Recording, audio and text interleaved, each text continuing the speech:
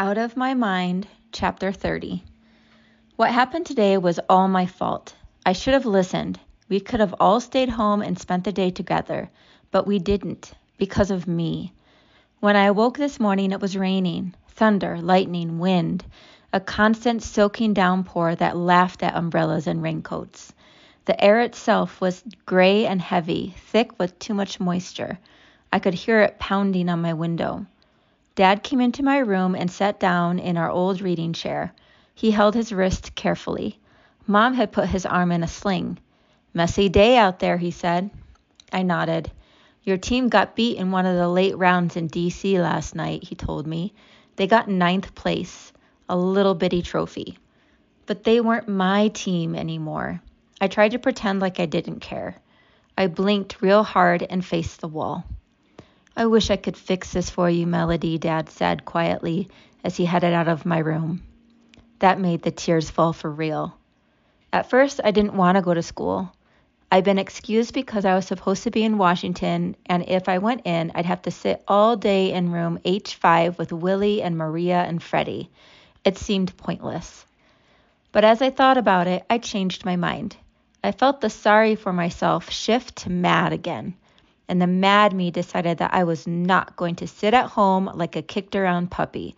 I was going to show up and let everybody know they didn't beat me.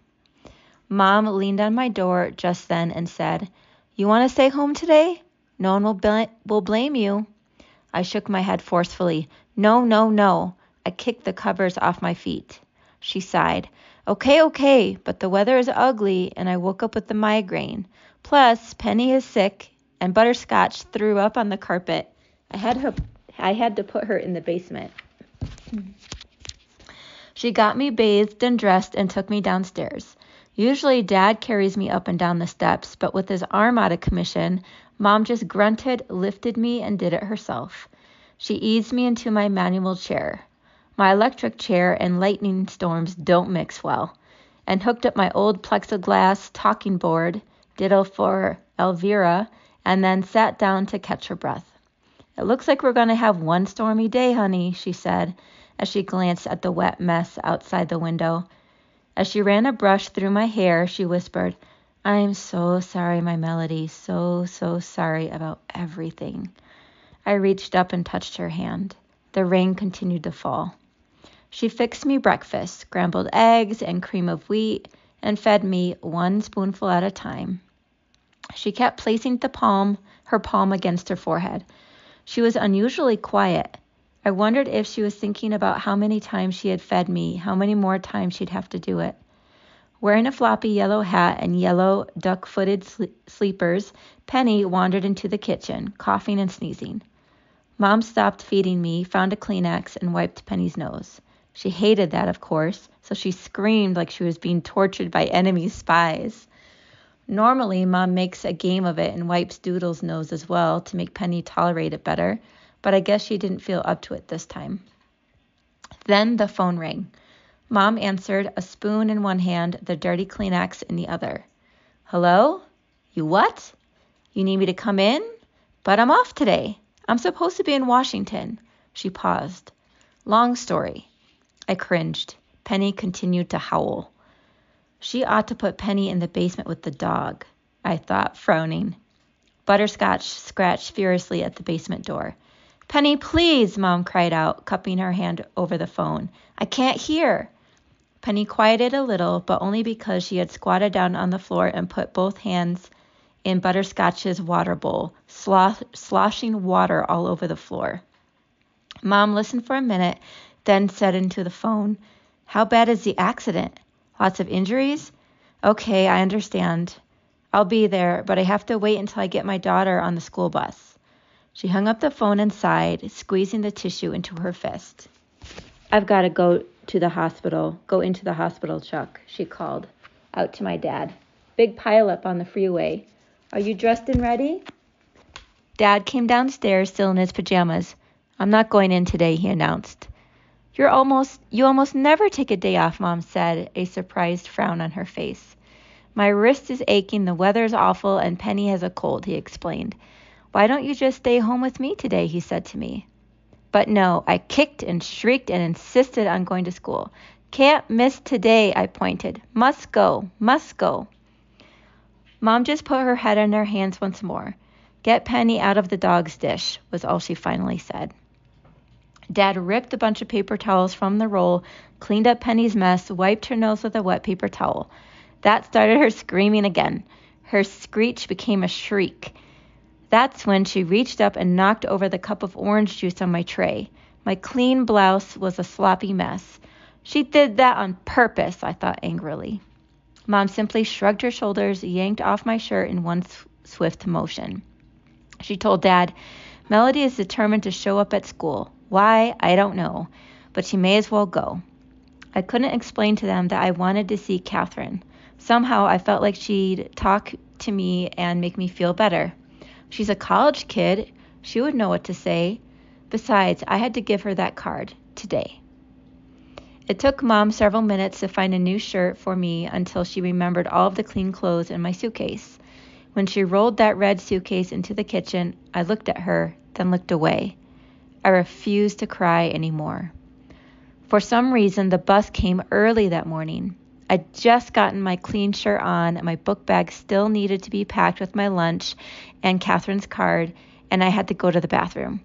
Even over the noise of all the rain and thunder, the honk of the bus horn blared clearly. It always sounds like a goose in pain. I heard Dad open the front door to wave the driver on. He yelled, "Don't wait, Gus. She's not ready." The driver, a sandy-haired guy who'd been on this route for a couple of years, beeped once more, then rumbled on. Gus is really cool and often waits a few minutes as parents hustle to get their children out of their houses. It just takes us longer sometimes to get it together in the morning. Melody, baby, why don't you just stay home with Dad and Penny today? Please, Mom asked as she lifted me off the toilet. It's such an icky day. I kicked and cried out again, shaking my head. No, no, no. I didn't know why it was so important, but I knew I had to show up. Maybe I wanted to let everyone know what the team had done to me. I wasn't really sure. I only knew I had to go to school. Mom sighed and pulled up my jeans. When I got back in my chair, I pointed to thanks and Mom. She just shook her head and stuffed my lunch into my book bag. The rain didn't seem to be letting up, so Mom took a deep breath and started the process of loading me into the car. When I ride the bus, I simply roll down our ramp, down the driveway, into the bus lift, and into a specially designed area of the bus that straps my chair into place. But when I ride in the car, it involves a whole process of taking apart and putting together me, my chair, and my stuff. Even with my manual chair, it's a pain. And Dad was no help. With his arm in a sling, he shrugged and tried to look like he was sorry he couldn't come out and lend Mom a hand. I think he was enjoying it a little, and that made Mom even more upset. The rain and wind, if anything, had gotten worse. Mom had draped a huge plastic raincoat over me and my chair, and another one over herself, but in seconds the hoods had blown off and our heads were soaked. We headed slowly down the wheelchair ramp, the wind whipping at us and the rain attacking from all sides.